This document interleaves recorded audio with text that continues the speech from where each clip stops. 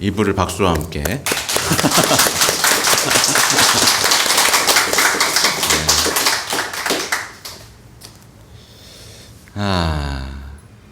여기 그러니까 자꾸 우리가요, 우리 신앙인이 아까 한 얘기지만 자꾸 인간적인 해답을 찾으려고 하면 신앙에서는 절대 못 찾습니다. 인간적인 해답을 찾으려고 하니까 신앙에서 떨어져 나가고 인문학 강의 들어가는 거예요. 예수님은 자꾸 십자가 지라고 하거든요. 그 고통 네가 지고 가. 내가 더 큰 거 줄게. 그래서 십자가 졌더니 부활이라는 선물을 주셨잖아요. 근데 인문학 강의랑 자연종교 이런 스님들의 강의들에서는 대부분 십자가를 어떻게 하면 제거할 수 있을까입니다. 근데 기억하셔야 돼요. 주님이 평화 주시잖아요. 그 평화는 어디까지 갔다 온 평화인지 아시죠? 저승과 죽음까지 경험한 예수님의 평화였다는 걸 아셔야 돼요. 네, 죽음과 저승, 그걸 다 경험한 다음에 평화. 네. 그래서 내 신앙에는 과연 십자가에 대한 사랑이 커지는가, 나에 대한 사랑이 커지는가를 보셔야 돼요. 제가 요즘 강의 때 제일 강조하는 겁니다. 십자가 점점 끌어안고 싶어지나요? 아니에요. 제발 좀 다가오마. 갖다 쳐버라 뭐 이렇게. 결국에는 요즘 신앙이 저기 자꾸 길을 헤매는 이유는 자기에 대한 사랑만 키우는 거. 자기가 피해자고 자기가 희생자고 내 탓이 아니라는 그런 어떤 그 현대 인문학. 그래서 영성심리도 마찬가지잖아요. 그러니까 아무리 해봐야 신앙이 뜨거워지지가 않는 거예요. 그러니까 우리가 뜨거워지려면 뭘 해야 된다? 아까 말한 것처럼 우리 신앙의 선조들이 나의 주님, 나의 하느님이라고 말했던 그 신앙의 역사. 나는 지금 신앙의 역사를 쓰고 있는가? 이걸 보셔야 돼요. 자, 한번 볼게요. 또 얼마나 인상적인 얘기들이 써 있는지. 이런 얘기가 써 있군요. 엘리코가 이렇게 말을 합니다. 하느님 안에서만 사랑할 수 있다는 것을 깨닫는다면 아내보다도 남편보다도 하느님을 더 사랑해야 해요. 곁에 있는 사람의 사랑에서 위안을 찾으려 한다면 당신은 그릇된 길을 가고 있는 거예요. 오직 주님께서만 위안을 주실 수 있기 때문이에요. 주님께서 바라신다면 그분께서 다른 사람을 통해 당신에게 위안을 주실 겁니다. 이거 너무 쉬운 얘기죠? 그래서 지지난주 주일 복음이었을 거예요. 나보다 아버지를 더 사랑은 나한테 합당하지 않다. 그러니까 내 아내, 내 자녀, 내가 사랑하는 어떤 사람들보다도 예수님을 가장 먼저 사랑하는 그 방법을 깨우치면 그 사람은 정말 인생의 모든 것을 얻습니다. 실제로 첫째 계명도 한 분이신 하나님을 사랑하고 이웃을 사랑하라 그랬잖아요. 이 계명을 완성하려는 그 노력들이 필요합니다. 보면 아까 제가 얘기한 얘기가 바로 여기 나오는군요. 부부는 예수님이 교회를 사랑하듯 서로 사랑해야 한다. 아시겠죠? 혼인의 논리는 십자가의 논리다. 철저한 자기 봉헌이라는 목표에 이르기까지 사랑하는 이에게는 아무것도 요구하지 않으면서 먼저 자신을 내어 주어야 한다. 사랑은 요구한다. 혼인은 요구한다. 이 요구에 응답하지 않으면 혼인을 성소로 바라보는 것이 아니라 단순히 서로 죽을 때까지 함께하는 것으로 보게 된다. 그러니까 우리 보통 죽을 때까지 너를 사랑할게. 그죠? 평생 너를 사랑할 거야. 다 거짓말처럼 사라지잖아요. 근데 그게 아니라 뭐라고요? 혼인은 성소고 사랑하는 이에게는 아무것도 요구하지 않으면서 먼저 사랑하는 거예요. 그러니까 예수님이 우리에게 오시면서 사실 다 먼저 줬거든요. 거저 주셨어요. 네. 너 이렇게 하면 내가 죽게 한 게 아니라 먼저 다 주셨어요. 네. 거저 주셨다는 그 사랑을 깨닫지 못하면 내가 바뀌지 못하는 것처럼 아무튼 예수님은 거저 주셨는데 우리도 내가 사랑하는 배우자에게 요구하지 않으면서 해주는 겁니다. 만약에 그렇게 되잖아요. 그러면 어떤 경우에는 정말 응답이 없을 때도 있어요. 근데 그런 경우는 거의 없습니다. 사실은. 감동할 수밖에 없어요. 어떤 사람이 정말 근데 그 내면은 중요하죠. 예수님 때문이어야 됩니다. 내가 보답받기 위해서 열렬하게 하는 건 오히려 병만 나죠. 예수님한테 위로받으면서 내가 아무것도 요구하지 않는 사랑을 주면 그것으로 혼인성소에는 기적이 생깁니다. 네, 그 비밀이 여기 있어요. 그리고 이런 얘기도 있네요. 키아라는 예전에는 자신이 엘리코에게 어떤 권리가 있다고 생각했다면 이제 상대방이 하느님의 선물이라는 것을 깨닫게 되었다. 그러니까 넌 내 남편이야. 내가 요구하는 것도 해줘야 되는 거 아니야? 라는 권리 요청이 아니라 하느님이 주신 선물로 받아들이는 거. 그러니까 여기서 보면 이 두 부부가 아니 어떻게 이렇게 젊은 나이에 혼인이라는 것을 이렇게 깨닫게 됐고 혼인을 통해 주어지는 생명이라는 선물에 대해서 깨닫게 됐는지 정말 놀라울 따름이에요. 그래서 조금 더 이제 뒤로 가면 아까 제가 말씀드린 얘기 또 나오네요. 그 십자가 앞에서 청년 프란치스코는 진짜 희생자가 다른 분이라는 것을 깨달았지요. 내 앞에 계시는 분, 내가 화를 내며 칼을 꽂을 때도 나를 사랑하시는 그분이라는 것을요. 우리는 삶에서 희생자는 다름 아닌 우리 자신이라고 생각합니다. 우리는 그분 앞에서만 바뀔 수 있어요. 그 사랑 앞에서만요. 모든 것을 바꾼다는 것은 내가 그분을 죽일 때도 나를 위해 죽어가시는 그분을 본다는 뜻이에요. 모든 것을 변화시킨다는 것은 하느님의 아드님을 본다는 것이고요. 이게 뭔 말이냐면 십자가에 매달린 예수님을 만나기 전에는 내가 다 피해자예요. 내가 다 희생자예요. 나만 상처 입은 사람이에요. 근데 그런 마음을 가지고 진짜 십자가 앞에 무릎 꿇고 울기 시작하잖아요. 그리고 쳐다봤을 때 사실은 내가 희생자가 아니라 예수님이 희생자인 게 눈에 들어오기 시작하거든요.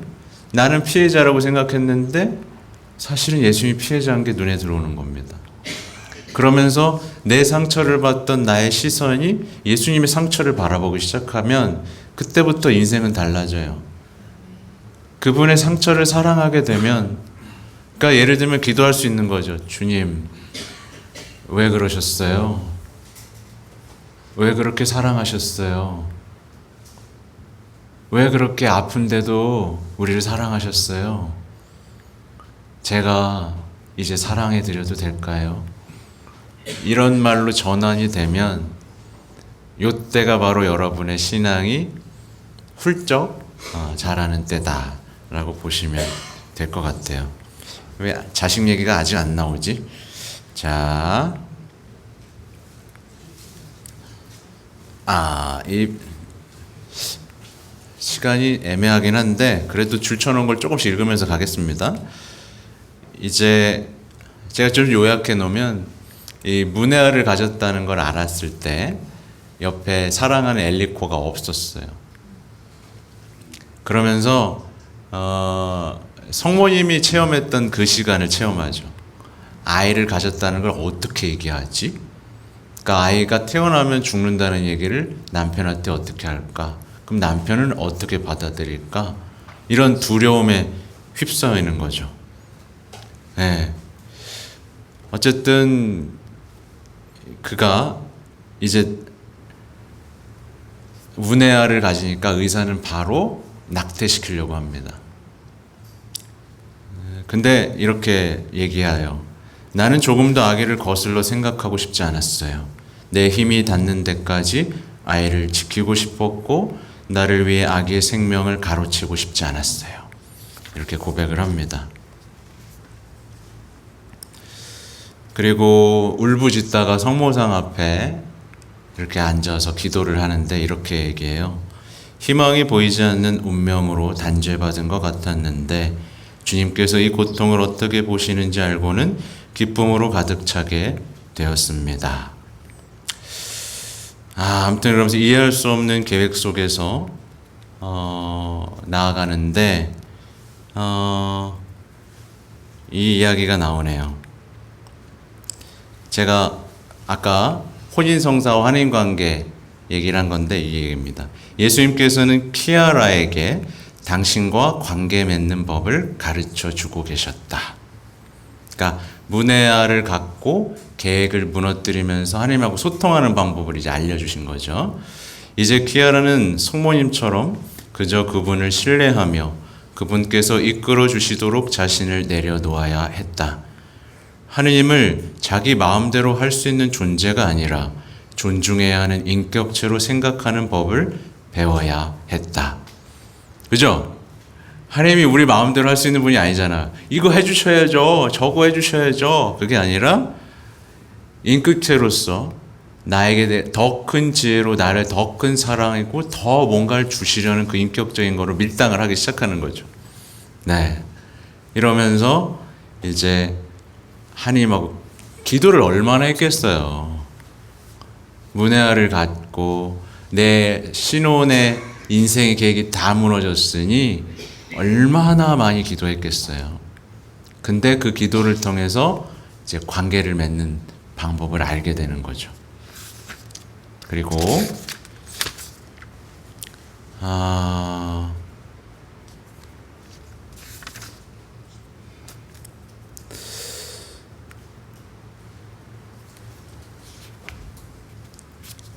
키아라가 듣고 싶었던 말을 듣습니다. 남편에게 이렇게 얘기해요. 걱정하지 마. 그 아기는 우리 딸이야.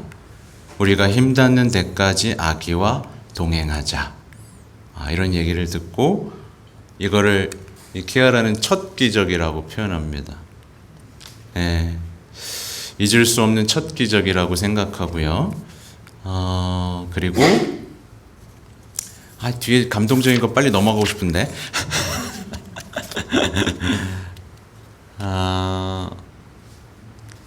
벌써 이 아이 첫째 아이의 이름이 마리아 그라치아 레티치아였거든요. 근데 이 아이가 아직 세상에 나오기도 전에 이런 얘기를 해요. 그 아기가 문을 열고 들어와서 우리에게 은총과 참사랑을 가져다 주고 생명과 영혼의 의미를 가르쳐 주셨어요. 이런 얘기를 하는데 이게 좋은 얘기를 찾아야 되는데 갑자기 안 보이네요.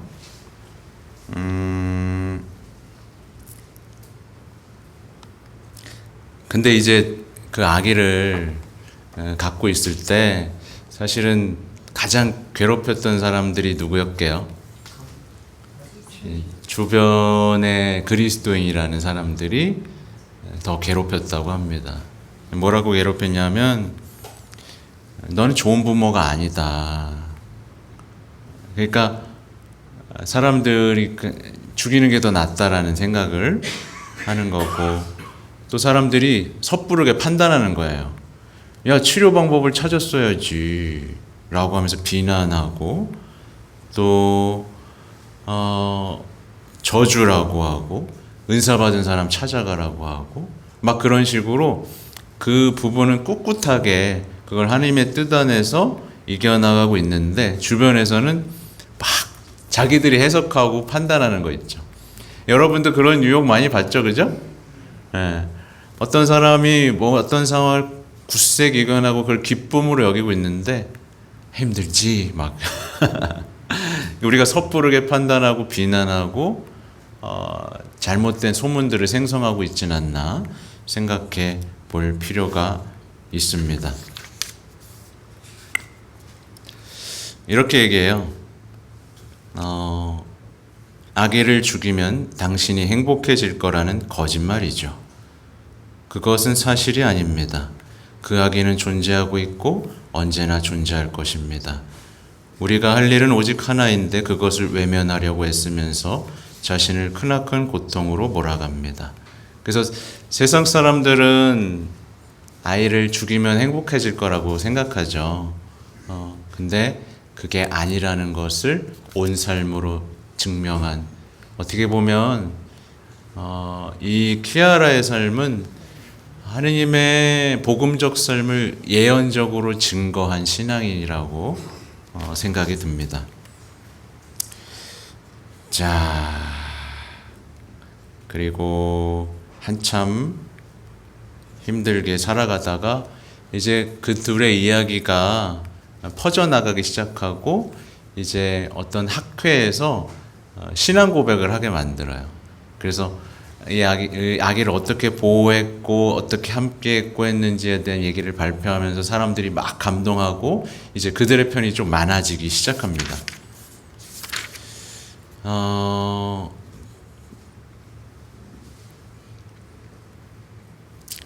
아무튼 보면 이제 아이를 낳자마자 옆에 있는 비토 신부라는 분이 세례를 주고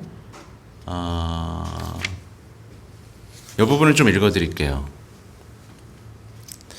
어디부터 읽어야 되나? 네, 딸을 품자. 이제 품었어요. 그 아이가 문혜아가 태어났죠. 엘리코는 자기의 심장이 더 빨리 뛰는 걸 느꼈다. 엘리코는 아기를 키아라에게 건네주었다. 그들은 주님께 키아라가 자연분만을 할 수 있기를, 마리아 그라치아 레치티아가 살아서 태어나 세례받을 수 있기를 청했다. 엘리코가 키아라에게 정말 그렇게 되었다고, 마리아가 아직 살아있다고 말했다. 비토 신부가 아기에게 세례를 주었다. 키아라에게는 잊을 수 없는 순간이었다. 마리아의 세례는 주님께서 주실 수 있는 가장 큰 선물이었어요. 저는 우리 딸을 안고서는 아주 자랑스러워하는 엘리코를 바라보고 있었어요. 분명 마리아에게 그보다 좋은 아빠는 없을 거예요. 그들은 사진을 여러 장 찍었다. 엘리코는 아기를 데리고 나가서 할아버지, 할머니들, 친척들과 친구들에게 소개했다. 모두 깊이 감동했다. 키아라는 그들에게 딸이 생겼음을 알리는 편지에서 엘리코에게 이렇게 쓴 적이 있다. 어떤 아기들은 몇 달씩, 심지어 몇 년씩 그룹홈에 맡겨져. 그렇다고 우리가 아기들을 사랑할 수 없는 건 아니지. 사실 우리는 우리가 지닌 모든 사랑을 아기들에게 쏟아줄 의무가 있어. 우리의 작은 몸짓들을 통해 하나님께서 본래 그들에게 주시고자 했던 그 사랑을 그들의 기억에 각인시키기 위해서야. 하나님께서는 우리를 통해 이 생명들 사랑하실 거야. 그토록 위대한 임무를 받은 것은 분명 우리의 영광이야. 지상에서 태어난 지 40분 뒤 마리아 그라치아 레티치아는 천상으로 다시 태어났다. 키아라와 엘리코는 진심으로 행복해했다. 이 부분이 인상적이에요. 그들은 최악의 상황을 준비했는데 정작 펼쳐진 것은 그토록 큰 아름다움이었다. 내가 아기를 본 순간을 절대 잊지 못할 거예요. 우리가 생명으로 연결되어 있음을 깨달았죠. 아기가 우리와 함께할 시간이 아주 짧다는 사실은 생각나지 않았어요. 잊지 못할 30분이었어요. 제가 낙태를 했다면 낙태한 날을 기쁜 날로, 제가 무언가에서 해방된 날로 기억할 것 같지 않아요. 잊으려고 애써야 할 엄청난 고통의 순간이 되었겠죠. 그러나 이제 저는 마리아가 태어난 날을 내 인생의 가장 아름다운 날 가운데 하나로 언제나 기억할 거예요. 나중에 주님께서 우리에게 보내주실 제 아이들에게는 하늘나라에서 너희를 위해 기도하고 있는 특별한 언니, 특별한 누나가 있다고 얘기해 줄 거예요. 아이를 잃은 모든 어머니에게 제가 하고 싶은 말은 이런 거예요. 우리는 엄마였고 우리는 큰 선물을 받았다는 거예요. 한 달이든 두 달이든 몇 시간이든 그 기간은 중요하지 않아요. 중요한 건 우리가 이 선물을 받았다는 것, 그리고 그건 결코 잊지 못할 선물이라는 거예요. 놀랍죠? 네. 우린 엄마였다. 그러면서 이제 의료진들이 혼란에 빠집니다. 의료진들은 늘 해왔던 일이 아니었잖아요. 늘 기영 아들을 낙태해 왔는데 그게 최고의 의료적 선물이라고 생각했는데 그 모든 걸 뒤집어 버립니다. 네. 벌써 이렇게 하나의 그 아이는 30분밖에 못 살았지만 모든 생명은 가치 있다라는 걸 온 세상에 증명한 예언자가 되었죠. 그리고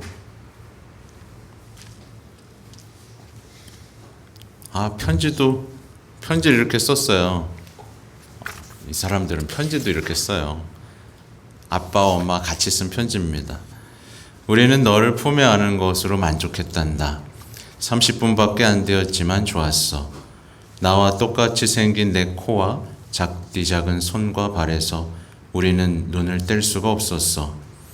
너에게 많은 것을 이야기할 만큼 시간은 넉넉지 않았지. 우리가 너를 사랑한다는 것, 그건 너도 알 거야. 그러나 내가 영원을 향해 태어났다는 건 모를 거야. 내가 내 아빠도 아니고 엄마도 내 엄마가 아니라는 것을 생각해 보렴. 너를 계획하신 분 역시 우리 아버지시라는 걸. 어쩌면 조금 어렵게 들릴지도 모르지만 곧 알게 될 거야. 생명은 놀라워. 그래서 더 너를 낳고자 했어. 우리가 함께 보내는 시간이 얼마나 되는지는 중요하지 않아. 중요한 것은 내가 어떠한가 하는 거야. 여기서 아무것도 중요하지 않아 정말로. 우리는 모든 것 없이도 살 수 있어. 정말 필요한 건 아버지를 아는 것. 이 만남을 위해 우리 자신을 준비하는 거란다. 너는 준비되어 태어났어. 내가 얼마나 자랑스러운지 어떻게 말해줄 수 있을까? 우리는 우리 힘닿는 만큼 너와 동행했단다. 우리 삶의 기쁨, 마리아 그라치아 레티치아. 이제 너는 아버지를 알게 될 거야. 네. 이렇게 그들은 아름다움을 알아보는 방법을 알아냈습니다. 누군가는 이 시간을 끔찍한 저주로 보냈겠지만 품고 있는 동안도 행복했고 나서도 행복했고 보내고도 행복했습니다. 네.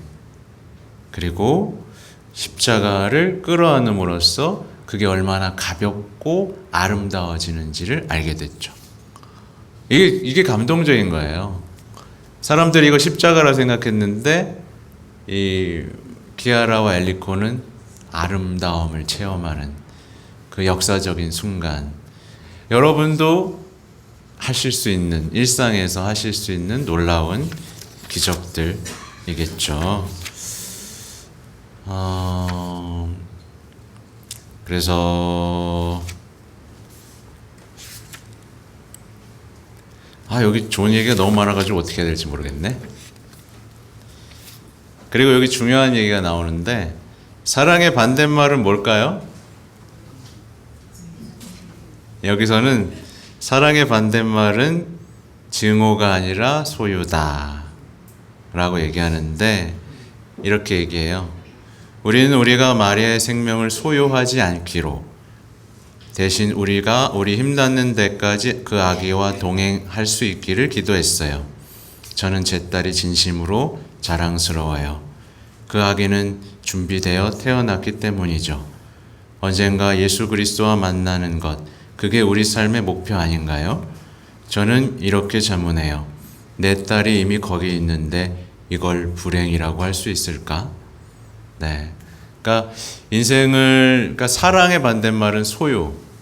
그래서 부부가 불행해질 때는 너는 내 거야 라고, 자식한테도 너는 내 거야 라고 할 때 사랑의 반대말을 살게 된다는 것 알게 되죠. 그렇죠? 아무튼 재밌는 게 이 두 부부는 우리가 보통 하는 질문들을 하지 않아요. 아이가 그렇게 태어난 게 무슨 의미가 있을까? 아기가 제대로 자라서 성장하도록 보살펴주지 않은 이유는 뭘까?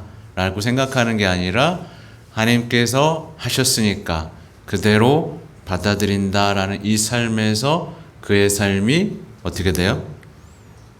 감사가 되고 아름다움이 되잖아요. 그죠?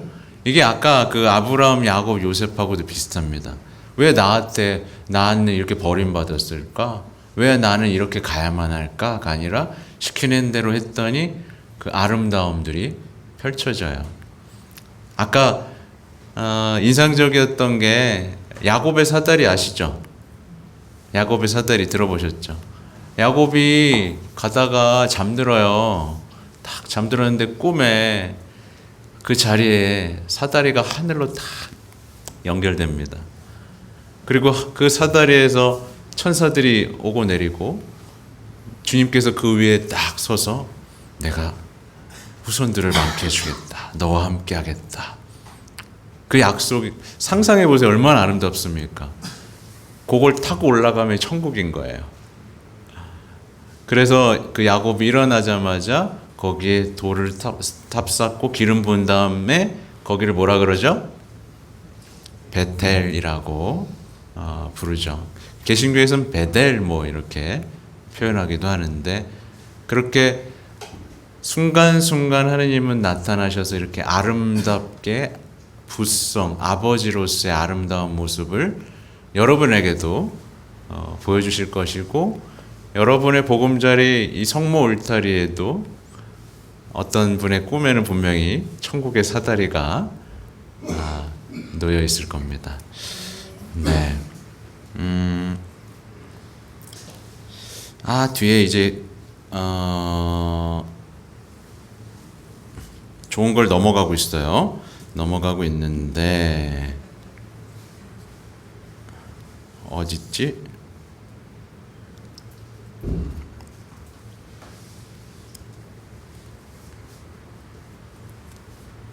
여기 이런 얘기가 나와요. 중간 얘기인데 주술적 신앙은 견디기 어려워요. 그것은 자기가 신앙을 관리하는 거예요. 내가 바라는 것을 뭐든지 해달라고 하느님을 이용하는 거죠. 하느님을 이런 식으로 이용할 수 있다고 정말 생각하는 거예요. 네. 사실 그것은 십자가를 거부하는 거예요. 십자가를 치워달라는 거죠. 이게 바로 이민족들의 삶의 방식.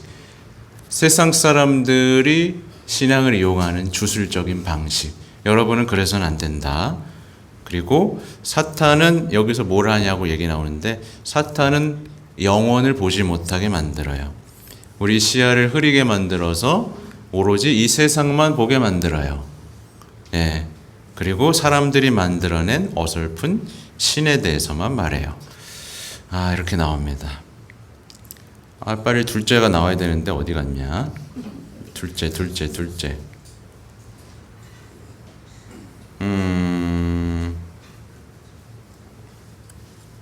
벌써 넘어갔나?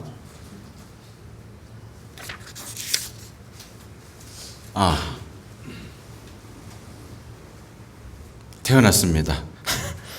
둘째는 다비데였어요. 네.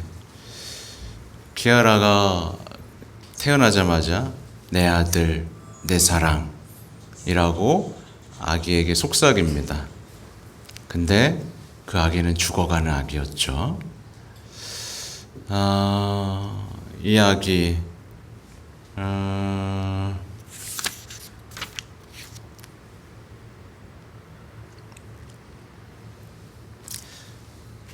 우리는 고작 1.7kg밖에 되지 않는 아기를 통해 어른들을 가르치시는 것을 본다. 우리는 그분께서 겨우 반시간 지속된 생명으로 어른들의 속마음을 드러내 보이시는 것을 본다. 비토 신부는 계속 이야기했다. 이 아기는 쓸모없다고 비난받고 멸시받는 모든 것을 구원하기 위해서 왔다. 그러나 그것은 세상의 눈으로 우리 생명을 바라볼 때 그러하다. 다비드에게는 그리고 우리에게는 결함이 없었다. 하나님께서 못 보고 놓치신 것은 없었다. 감동적인 장면을 못 찾아드려서 죄송합니다만 어쨌든 아기 하나하나의 생명에 의미를 부여하는 이분들의 모습이 아름답죠.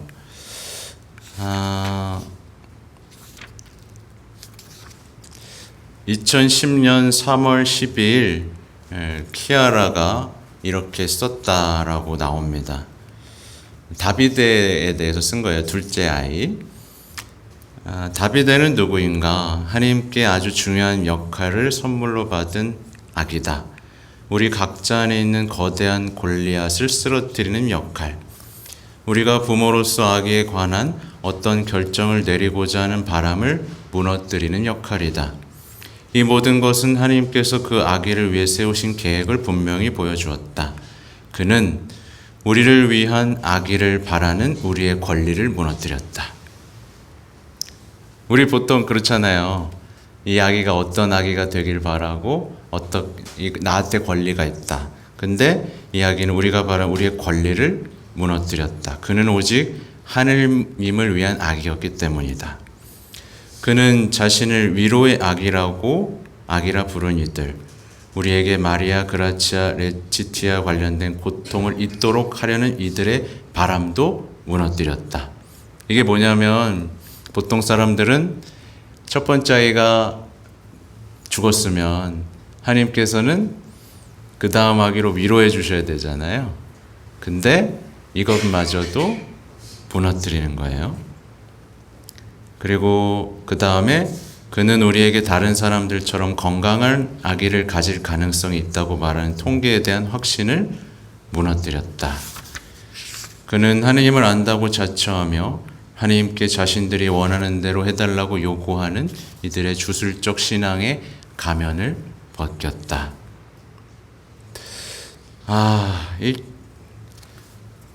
제가 받은 감동적인 얘기를 못 전해드려가지고 지금 조금 당황스러운데 괜찮아요? 또 읽어드릴게요. 그는 하나님께서 기적을 행하시지만 그분은 우리의 갈망들보다 더 크시기에 우리의 논리대로 움직이지 않으신다는 것을 보여주었다. 그는 하나님 안에서 영혼의 구원을 찾지 않고 오로지 육신의 구원만을 찾는 이들, 예수님께서 남기신 십자가의 삶과는 무관하게 그저 평탄한 삶을 하나님께 청하는 모든 이의 생각을 무너뜨렸다. 작고 작은 다비데는 우리의 우상들에 맞서 힘껏 덤벼들었고 제대로 보려고 하지 않는 이들 앞에서 힘차게 외쳤다. 그러니까 뭔지 아시겠죠? 어떤 의미인지 아시겠죠? 그러니까 인생에 우리가 보통 불행이 닥쳤다고 생각하고 불행이 한 번 더 겹쳤을 때 우리는 속담으로 뭐라 그러죠? 그런 얘기 하잖아요. 근데 여기서는 정말 제대로 하느님을 만날 수 있는 길이 열린 내 안에 있던 모든 우상과 기대들을 무너뜨리고 그냥 하나님께만 의지해야 하고 그분의 아름다움만을 바라봐야 되는 그런 신앙으로 초대하는 이들의 성찰이 놀랍죠. 근데 그가 태어난 게 6월 24일 세례자 요한 축일에 태어났다는 것. 그래서 말하자면 이 시대 예언자처럼 이 시대가 사실은 생명을 존중하지 않잖아요. 아이들도 존중하지 않고 우리에겐 선택권이 있고 자유가 있다라고 말하면서 생명들을 없애버리려는, 그리고 노인들을 또 다 어디로 보내요? 예, 쓸모없다라고 하고 요양원에 보내잖아요. 근데 그게 아니라 모든 생명들은 가치가 있고 아름답다는 것을 온 삶으로 증명했죠. 아무튼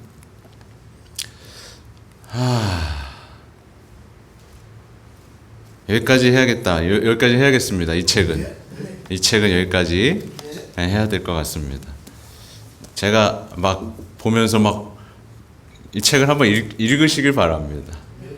어느 정도 아시겠죠? 네.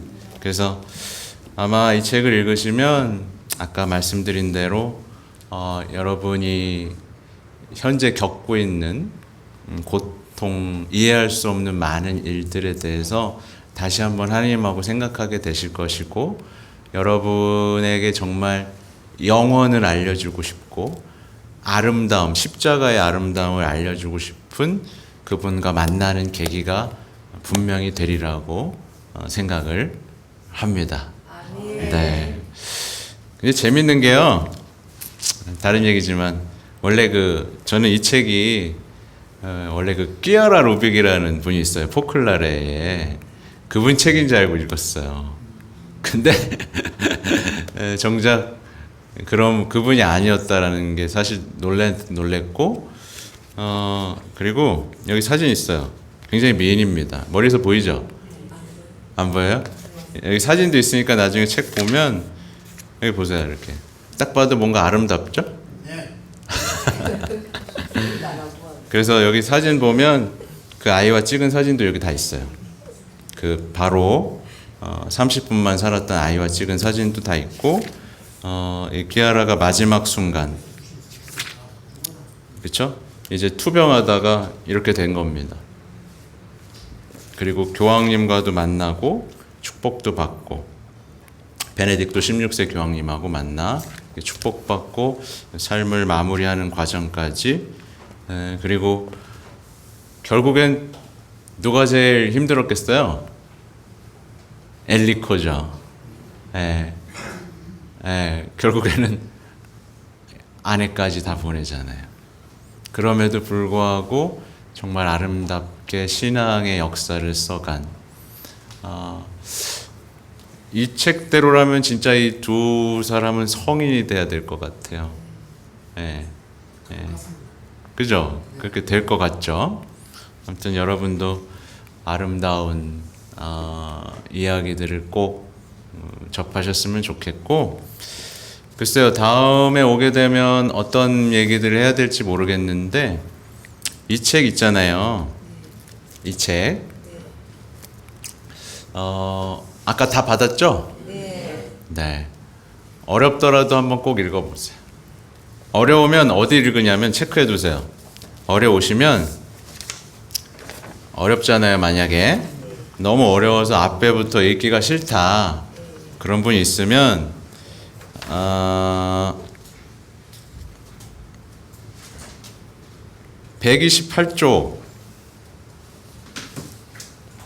128쪽부터 한번 읽어보세요. 그러면 거기에 리브가와 야곱 얘기라고 나오는데, 이게 레베카와 야곱입니다. 레베카와 야곱의 얘기 나오면서 성모님과 그 아들, 그러니까 에사오랑 얘기가 나오면서 성경 얘기가 나와요. 그럼 성경책도 한번 읽어보시고 이 부분을 읽어본 다음에 그 뒤에 이신심이 가져다주는 놀라운 효과들이라는 부분이 있거든요. 이신심을 통해 뭘 얻을 수 있는지 7가지가 나와요. 근데 이 7가지를 내가 과연 원하고 있는가를 보셔야 돼요. 이걸 내가 진짜 원하는가?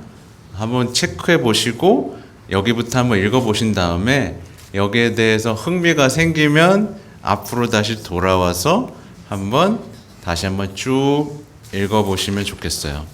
그리고 이 책의 내용을 보면서 당황하지 마세요.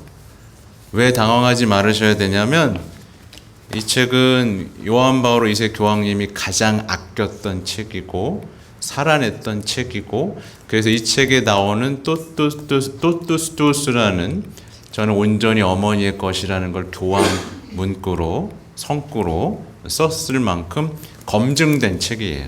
그래서 이 책을 읽고 때때로 놀라실 거거든요.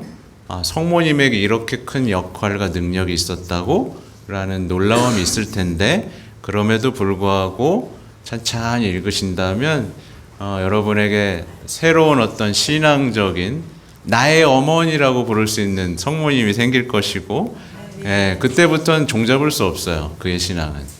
네, 확실하게 제가 약속드릴 수 있습니다. 아셨죠? 다음 주에 가서 검사하겠습니다. 다음 달에서.